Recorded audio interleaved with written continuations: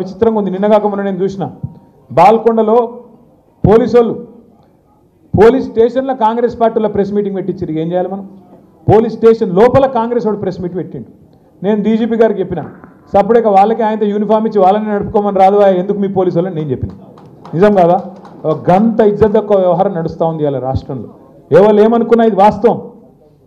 మల్కాజ్గిరిలో ఇంకా ఘోరం. ఇద్దరు గుండగాళ్ళు వచ్చి రోడ్డు మీద గంట సేపు ట్రాఫిక్ జామ్ చేస్తే ట్రాఫిక్ పోలీసు వాడు ఏం చేస్తుండు, వాడు లోకల్ సిఐ ఏం చేస్తుండు, ఆ లోకల్ సిఐని ఆ గుండగాడు బానెట్ మీద నీ కూర్చొని ఇక్కడ రా, వాన్ సంగతి చూడు, వీని సంగతి చూడంటే ఈ రాష్ట్రం ఎవరు నడుపుతున్నారు? కొంతమంది గూండాలు కాంగ్రెస్ కార్యకర్తలు నడుపుతా ఉన్నారా? ఇంత హీనంగా ప్రవర్తిస్తారా? అందుకే వీళ్ళందరికీ ఒక్కటే మందు, సర్వరోగ నివారణ ఏంటిది? జిందా తిలిస్మాత్. గట్లనే మీరు రేపు లోకల్ బాడీ ఎన్నికల్లో గులాబీ జెండా ఎగిరేస్తే వీళ్ళందరూ లైన్ కట్టి ఆనంద్ ఇంటికాడ మీ ఇంటికాడ నిలబడకపోతే నన్ను పట్టుకోండి. మీరు గట్టిగా తలుసుకొని జెడ్పీటీసీలు ఎంపీటీసీలు కొట్టండి. 100% నేను చెప్తున్నా. అరే రాష్ట్రంలో గాలి మళ్ళీంద్రాబాయ్ సపరేట్గా మనం కూడా తోవ పట్టవలసిందే. కేసీఆర్ గారు మళ్ళీ తిరిగి అయితేనే ఉన్నాడు ముఖ్యమంత్రి.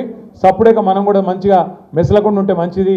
అధికం చేస్తే కాంగ్రెస్ వాళ్ళ పేరు చెప్పి కాంగ్రెస్ వాళ్ళ మాటలని మనం కూడా సంకనాకి పోతాం రాని వాళ్ళు కూడా అర్థం చేసుకుంటారు, మీ తోవకు వస్తారు.